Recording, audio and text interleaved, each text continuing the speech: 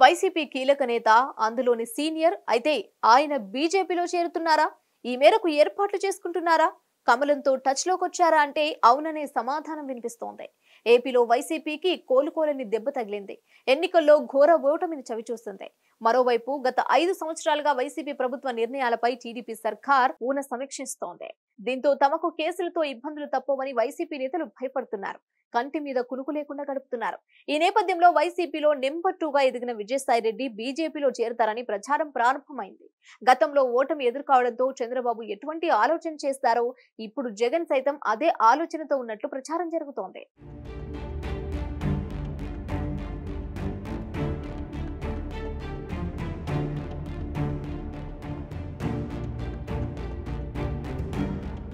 గత ఎన్నికల్లో అంటే 2019లో టీడీపీ ఓడిపోయింది. వైసీపీ 151 స్థానాల్లో విజయం సాధించింది. ఎన్నికలకు ముందు ఎన్డీఏను విభేదించారు చంద్రబాబు. మోడీ నాయకత్వాన్ని వ్యతిరేకిస్తూ కాంగ్రెస్ తో చేతులు కలిపారు. జాతీయ స్థాయిలో ప్రచారం కూడా చేశారు. కానీ ఆ ఎన్నికల్లో టీడీపీకి ఎదురు దెబ్బ తప్పలేదు. అయితే ఓటమి ఎదురైన తర్వాత తనకు ఇబ్బందులు తప్పవని చంద్రబాబు గ్రహించారు. కేంద్ర పెద్దలకు తనపై కోపం రాకుండా జాగ్రత్త పడ్డారు. టీడీపీలో ఉన్న 4 రాజ్యసభ సభ్యులను బీజేపీ వైపు మళ్లించారు. ఇప్పుడు అదే ఫార్ములాను అనుసరిస్తున్నారు జగన్. కొంతమంది రాజ్యసభ సభ్యులను బీజేపీ వైపు పంపించేందుకు ప్రయత్నిస్తున్నట్లు సమాచారం. అయితే అప్పుడున్న పరిస్థితుల్లో బీజేపీ పుల్లేదు. దీంతో వైసీపీ ప్రయత్నాలు ఎంతవరకు వర్కౌట్ అవుతాయో చూడాలి.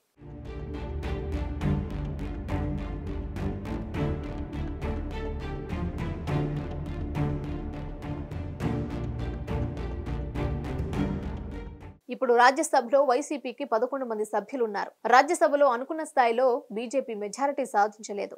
మూడోసారి అధికారంలోకి రావడంతో రాజ్యసభలో సభ్యులు కీలకం. అయితే మరో 6 నెలల్లో జరిగే రాజ్యసభ ఎన్నికల్లో పూర్తిస్థాయి మెజారిటీ బీజేపీతో పాటు ఎన్డీఏ భాగస్వామ్య పక్షాలకు వస్తుంది. అయితే ఇప్పుడు విజయసాయిరెడ్డి బీజేపీలోకి వెళతారని జోరుగా ప్రచారం సాగుతోంది. అయితే అది అధినేత జగన్ ఆదేశాల మేరకా లేకుంటే సొంత నిర్ణయమా అన్నది తెలియాల్సి ఉంది. విజయసాయిరెడ్డి చుట్టూ ఇప్పుడు వివాదాలు చాలా బయటపడుతున్నాయి. మద్యం కుంభకోణంతో పాటు విశాఖలో భూ ఆక్రమణలు వంటి వాటి విషయంలో విజయసాయిరెడ్డిపై ఆరోపణలు వెల్లువెత్తుతున్నాయి. దీంతో వైసీపీలో ఉంటే ఇబ్బందికర పరిస్థితులు తప్పవని ఆయన ఒక నిర్ణయానికి వచ్చినట్లు సమాచారం. కానీ ఇప్పుడు ఎన్డీఏలో చంద్రబాబు కీలకం కావడంతో విజయసాయిరెడ్డి ప్రయత్నాలు వర్కౌట్ అవుతాయా కావా అన్నది చూడాలి. ఎన్నికల ఫలితాల అనంతరం విజయసాయిరెడ్డి సైలెంట్ అయ్యారు.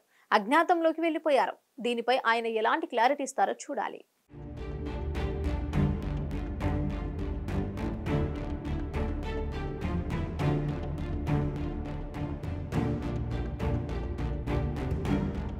హిట్ టీవీ యాప్ ని డౌన్లోడ్ చేసుకోండి. ఇందులో short news, live news, entertainment movies అన్ని అవైలబుల్ గా ఉన్నాయి. Please download hit TV app. Hit TV app hit TV app ని ఫ్రీగా డౌన్లోడ్ చేసుకోండి.